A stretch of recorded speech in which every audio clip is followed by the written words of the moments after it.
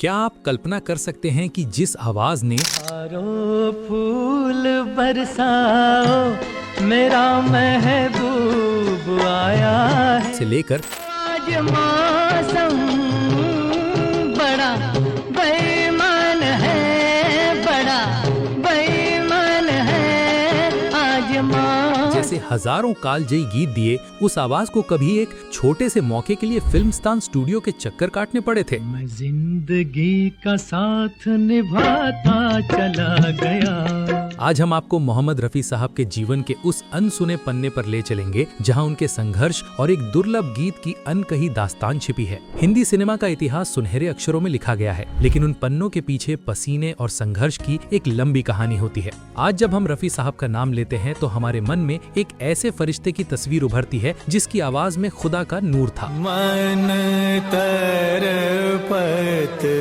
हरिदर शन को लेकिन 1940 के दशक के अंतिम वर्षों में स्थिति ऐसी नहीं थी। उस समय मुंबई के फिल्म गलियारों में रफी साहब महज एक नौजवान गायक थे जो अपनी पहचान बनाने के लिए एक अदद मौके की तलाश में थे। ये किस्सा शुरू होता है साल 1947-48 के आसपास, जब फिल्मिस्तान स्टूडियो के बैनर तले फिल्म संवरिया का निर्माण शुरू हुआ। फिल्म के संगीत की कमान उस दौर के दिग्गज संगीतकार सी रामचंद्र चितलकर के हाथों में थी। सी रामचंद्र न केवल एक महान संगीतकार थे, बल्कि एक बहुत अच्छे गायक भी थे। वे अक्सर अपनी फिल्मों के मेल वर्जन खुद ही गाना पसंद करते थे। तुम्हारी याद सताती है, तुम्हारी याद सताती है, दिया में आग लगाती है। जब रफी साहब को पता चला कि फिल्मिस्तान में संवरिया नाम की फिल्म बन रही है, तो वे अपने बड़े भाई के साथ सी रामचंद्र से मिलने पहुंचे। रफी साहब की सादगी और प्रतिभा से दुनिया आज वाकिफ है, लेकिन उस दिन सी रामचंद्र ने उन्हें गाने का मौका देने में कोई खास दिलचस्पी नहीं दिखाई।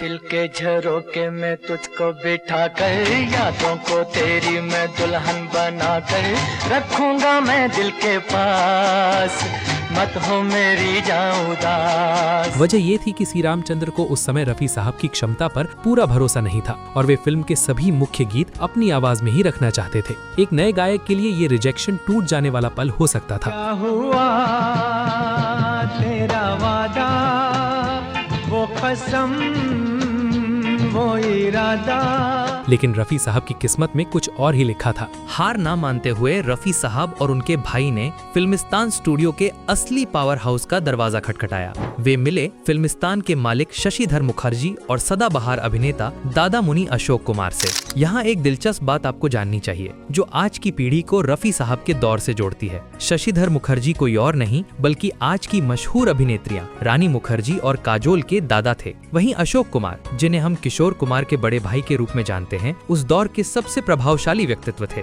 जब इन दोनों दिग्गजों ने रफी की आवाज सुनी तो वे दंग रह गए। चौदहवीं का चांद हो या आफताब हो, उन्हें एहसास हो गया कि ये लड़का महज एक गायक नहीं बल्कि आने वाले समय का शहंशाह है। उन्होंने तुरंत फिल्म के निर्देशक N.A. मंसूरी और संगीतकार सी रामचंद्र को संदेश भेजा कि इस नौजवान को फिल्म में शामिल करना ही होगा। दबाव में आकर सी रामचंद्र तैयार तो हुए, लेकिन अब भी उनके मन में झिझक थी। उन्होंने रफी साहब को कोई सोलो गीत देने के बजाय एक सामूहिक होली गीत में जगह दी। ये एक ऐसा गाना था जिसमें मुख्य गायक के साथ कोरस और अन्य आवाजें भी शामिल थीं।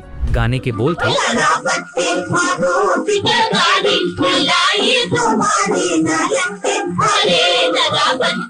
इस गाने में रफी साहब के साथ ललिता देवलकर और साथियों ने अपनी आवाज दी थी। रिकॉर्डिंग के समय रफी साहब ने अपनी पूरी ऊर्जा और वो मासूमियत इस गीत में डाल दी जो आगे चलकर उनकी पहचान बनी। हालांकि फिल्म संवरिया साल 1949 में रिलीज हुई और बॉक्स ऑफिस पर कोई खास कमाल नहीं दिखा सकी। फिल्म की असफलता के साथ ही इसका संगीत और रफी साहब का ये दुर्लभ गाना भी कहीं इतिहास की धूल में दब गया। कभी खुद पे, कभी हालात पे रोना आया।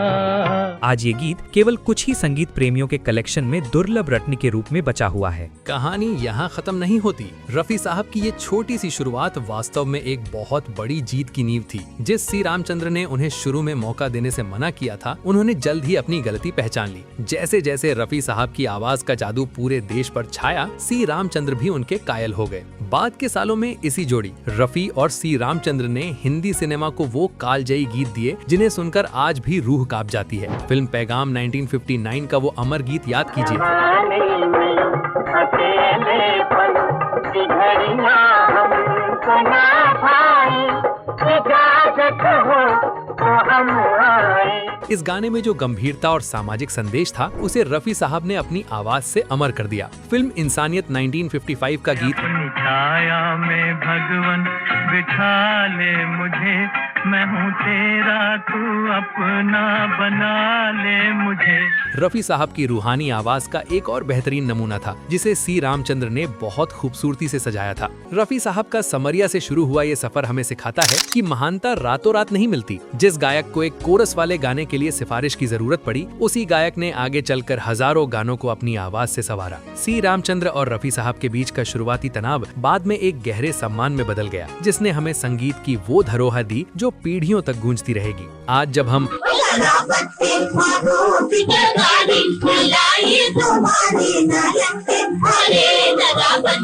जैसा दुर्लभ गाना सुनते हैं तो हमें उस युवा रफी की याद आती है जिसने कभी हार नहीं मानी। रफी साहब आज हमारे बीच नहीं हैं, लेकिन उनकी विनम्रता और उनके संघर्ष की ये कहानियां हमें बताती हैं कि आवाज की जादूगरी सिर्फ गले से नहीं बल्कि दिल की सच्चाई से आती है। तो दोस्तों, रफी साहब का ये दुर्लभ किस्सा आपको कैसा लगा? क्या आपने समरिया का ये गीत कभी सुना है? अगर नहीं तो इसे एक बार जरूर सुने और उस दौर को महसूस करें।